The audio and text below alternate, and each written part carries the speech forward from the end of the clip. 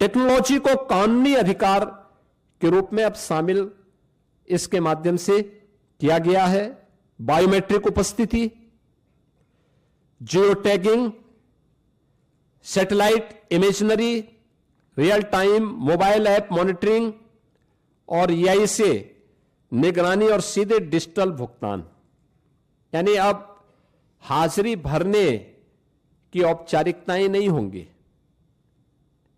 अब जो भी होगा बायोमेट्रिक उपस्थिति के माध्यम से होगी, जियो टैगिंग के माध्यम से होगी, सैटेलाइट इमेजरी के माध्यम से स्थायी परिसंपत्ति का निर्माण हुआ है कि नहीं हुआ है, real time mobile app monitoring भी होगी, EI टूल का भी इस्तेमाल वहां पे हो सकता है, और सीधे डिजिटल भुगतान DBT के माध्यम से हम श्रमिक के खाते में सीधे पैसा भेजेंगे, ये इसके माध्यम से होगा। फर्जी नामों पर पैसा उठाने का खेल अब हमेशा के लिए बंद। आपने देखा होगा इससे पहले समाजवादी पार्टी के समय में सोनभद्र में मनरेगा का भयंकर घोटाला हुआ था। CBI की इंक्वायरी उस समय उसकी चल रही है। यह भी उनके समय में लगातार होता रहा है। 6 माह में अनिवार्य सोशल ऑडिट, डिजिटल और समयबद्ध बहुस्तरीय शिकायत निवारण, जिला लोकपाल की व्यवस्था और केक के मानकों के अनुरूप ऑडिट की व्यवस्था भी इसके माध्यम से रहेगी। दूसरा, वित्तीय अनुशासन के साथ साथ यह संघीय संतुलन को बनाए रखने में भी एक बेहतर योगदान ये नया अधिनियम हमें देने जा रहा है, जिसमें केंद्र राज्य की साझेदारी 60-40 की हो गई।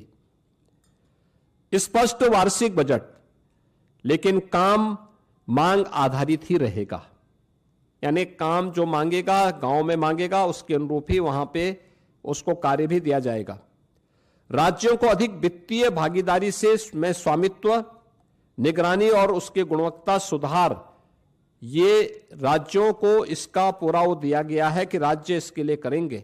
और मेरा मानना है कि कुल आवंटन में वृद्धि करके राज्यों को इस मनरेगा की तुलना में अगर इस नई स्कीम के माध्यम से आप देखेंगे तो विकसित भारत जी राम जी के माध्यम से 17,000 करोड़ रुपए अधिक धनराशि इसके माध्यम से प्राप्त हो सकती है। इसमें राज्यों को, यानी इससे पहले होता क्या था मनरेगा में, जिन राज्यों में श्रमिक कम है, जिन राज्यों में गरीबी कम है, उन राज्यों में पैसा ज्यादा जाता था क्योंकि फर्जी भुगतान होता था। लेकिन अब जिन राज्यों में लेबर क्लास ज्यादा है, जिन राज्यों में उन लोगों को, श्रमिकों को रोजगार की गारंटी मिलनी चाहिए, उन राज्यों को इसके माध्यम से ज्यादा कार्य मिलेगा, श्रमिकों का अधिकार बढ़ेगा, भुगतान उनका सुरक्षित होगा, किसान को समय पर भी श्रम उपलब्ध होने लगेगा।